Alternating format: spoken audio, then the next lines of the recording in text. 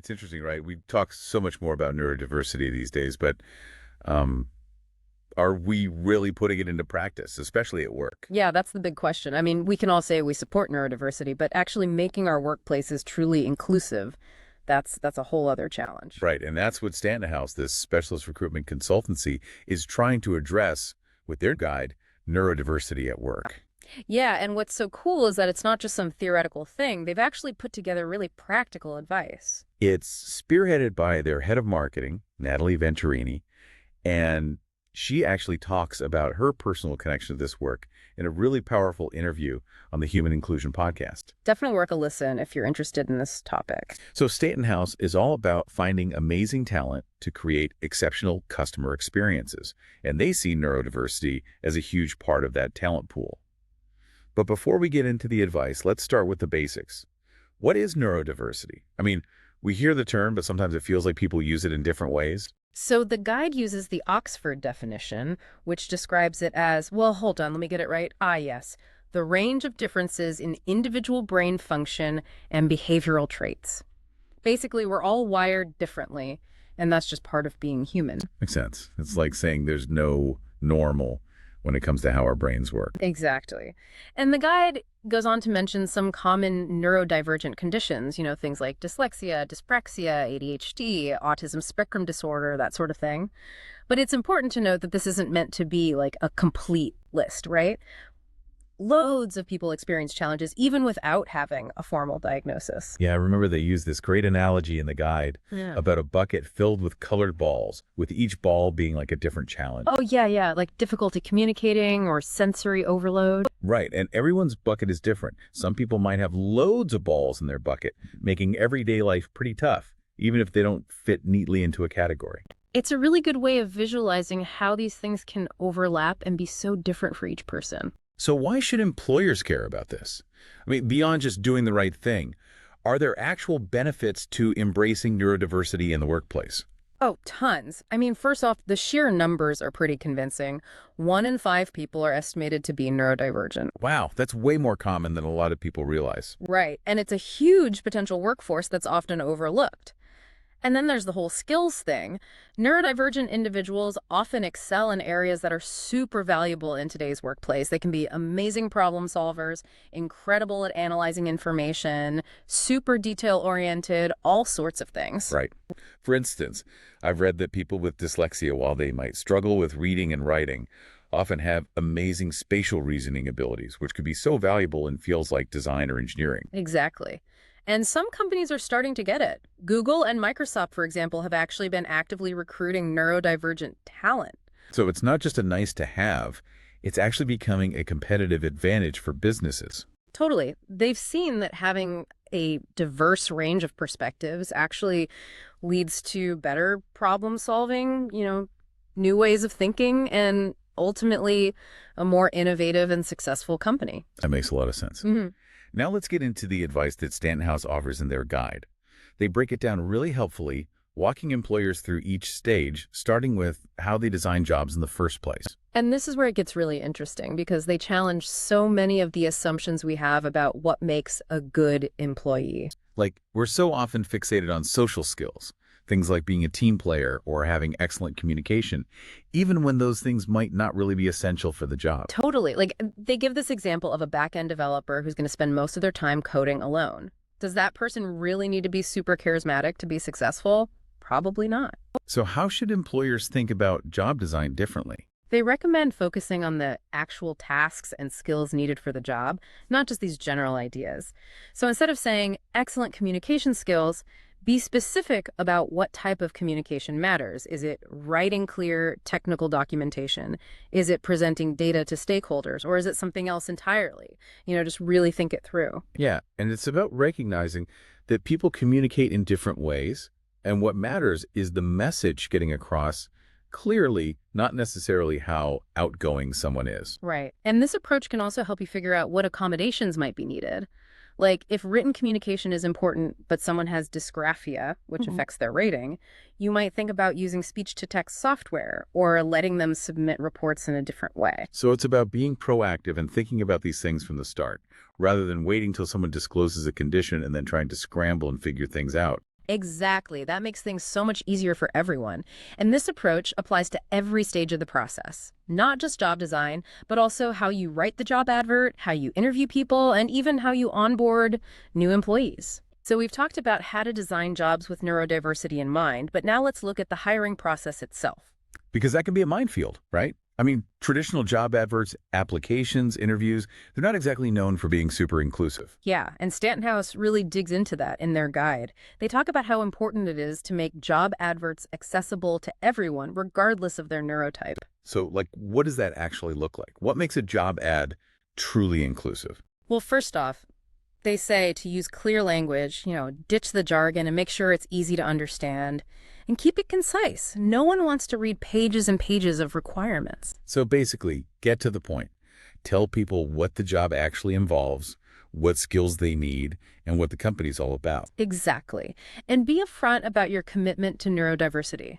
Let people know that you're open to making adjustments during the hiring process. I guess that signals right away that you're serious about creating an inclusive workplace. It shows you're not just paying lip service. Right. It's about walking the walk, not just talking the talk. So let's say someone sees that inclusive job advert and decides to apply.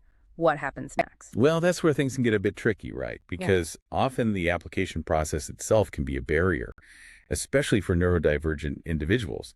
I mean, filling out those online forms, having to sell yourself in a very specific way, it can be really challenging. Totally. Stanton House actually points out that those standard application processes with their complex online forms and all that can be a real obstacle. Yeah, it's like you're trying to force everyone into the same mold, and it just doesn't work. Not everyone can articulate their skills and experience in that way. And some people might find it really difficult to navigate those online systems. Right. So what they suggest is offering different ways to apply, maybe phone calls, video submissions, or even just submitting work samples, giving people options so they can showcase what they can do in a way that feels comfortable for them. That makes a lot of sense because it's not about lowering the bar or anything like that. It's just about recognizing that people have different strengths and different ways of expressing themselves. Absolutely. And it's also about providing clear instructions and support throughout the whole process, because some people might need a bit more guidance or clarification, and that's totally fine. Yeah, it's about making people feel comfortable, letting them know that it's okay to ask questions and that they'll be supported. Exactly.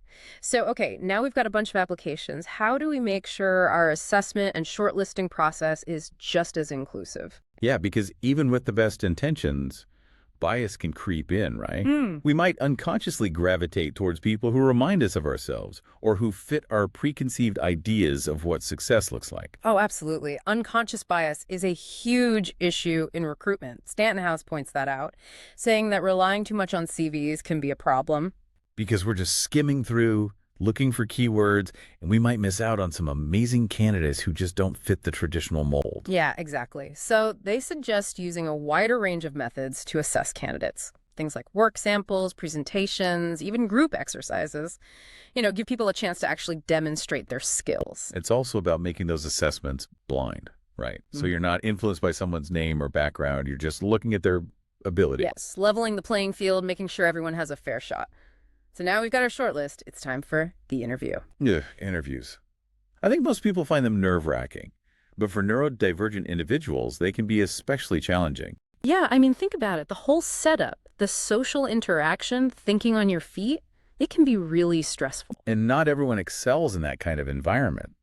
So what do they suggest? Well, again, it's about offering options. Maybe someone would prefer a phone call or a video conference or even sending in a pre-recorded video. Whatever helps them feel more comfortable and allows them to shine. It's also about giving them clear information about the process, right? So they know who they'll be talking to, what kind of questions to expect, that sort of thing. Right. The more you can do to reduce anxiety and uncertainty, the better. And then when it comes to the questions themselves, how can we make those more inclusive? They say to focus on concrete examples of how someone has demonstrated the skills you're looking for. So instead of asking, tell me about a time you faced a challenge, you might say, can you describe a specific project where you had to overcome a technical obstacle?